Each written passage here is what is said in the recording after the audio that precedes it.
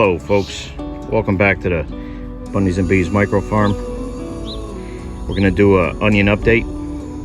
This is the beginning of May. If you remember, we put these in and we had sub-freezing temperatures. We had snow, heavy frost. We had it all. Alright, I got my crew taking all the bricks and weights off the sides. We did have a little bit of a failure in the Agribon. It ripped on the side where Jake is right now, but that doesn't really matter. A squirrel could have climbed on it and tore it, whatever. But the Agribon does create a little micro environment under there. Changes the temperature just a little bit. So there's a small amount of protection. It's also a deterrent from varmints that may otherwise climb up into the bed, and keeps insects away.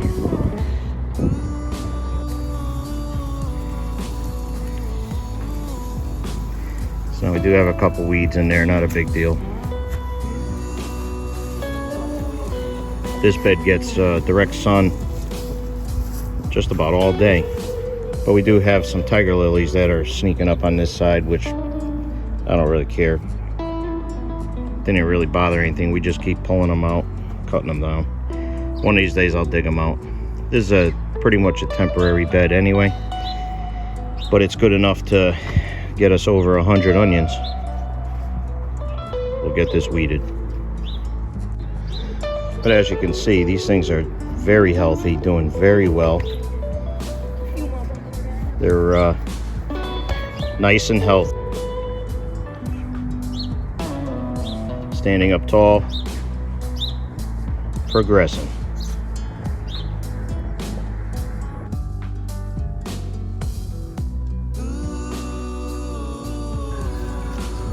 So the three of us just weeded this quick. Took us less than a couple minutes. So we are missing, I think my son just counted 23 onions, 26 onions. So we're gonna replace those with some of the ones I got growing in the house. I started a new batch. They'll just be onions we eat last. On to bed number 2. So for this year, this is onion bed number 2. If you remember in the first video, we were gonna plant this bed first, but the bed was still frozen. We actually did plant these onions when there was still frost inside the bed. It was about 2 inches down, and we did it about 2 weeks, I believe 2 to 2.5 weeks after we planted bed number 1. Now you notice I got hoops on here because I do put Agribon, and sometimes if I'm going to grow lettuce or cabbage or something through the winter, I put plastic over it as well. The reason I got the chicken wire on there is because we were having deer come up here in the city, and they were eating the tops to all my lettuce and everything that was in the bed. They were having a smorgasbord. That deer, at least one of them that I saw, got hit by a car down at the bottom of my hill. Shouldn't be in the city anyhow, but anyways, we have to protect this bed. But you can see these onions are doing pretty well. We just weeded it. We pulled out, I think, 3 weeds, something like that. But these aren't standing up quite as well as the other bed. I'm sure they're gonna take a little bit to catch up. They don't get near as much sun. So this is gonna be a good test to see how they do in the north side of the house. So far I've grown all my onions in full sun, but I like to try something different every year. So I think we have 213 onions planted right now. That's excluding the 26 missing, so we'll add them and we'll have that number again. So now I'm going to give you a little look-see at my garlic.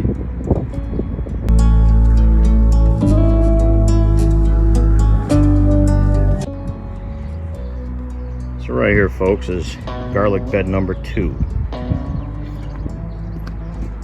I I believe I have 175 garlic planted this year in 2 beds. You can see the onion bed in the background. Again, this is the beginning of May, so these were planted in, I want to say, 1st of November last year, 2020. So I put these cages around here. This is just protectors that I lay over the beds to sorry about that, malfunction. But I put these fabricated cages over the tops of the beds to keep the feral cats out of here. They use this as their personal bathroom box. So to avoid that, I just go ahead and put these around there. And once the plants are growing, they don't need too much protection. They're pretty good on their own. But you can see these things are, geez, they're already about 20 inches tall. And some of the bases are thicker than my thumb. So I'm expecting good results from these garlic right here. We'll see if they get as big as garlic bed number 1, which get nearly as big as my fist. So we'll see what happens. On to bed number 1. So this is garlic bed number 1. This is my main garlic bed. I've been growing some huge, massive, tasty garlic out of here. It's a very fertile bed. So we're gonna uncover it because you can see, or you might be able to see, that the leaves are already pushing up against the top of the agribon. So it's time. So you can see as Jake is pulling out the poles that this bed of garlic is much taller than the other bed. It's so tall that it was actually hitting the tops of the agribon, so it bent over the leaves, which is no big deal. They'll stand up and they'll be just fine. But the bases on all of these garlic are much thicker than that other bed.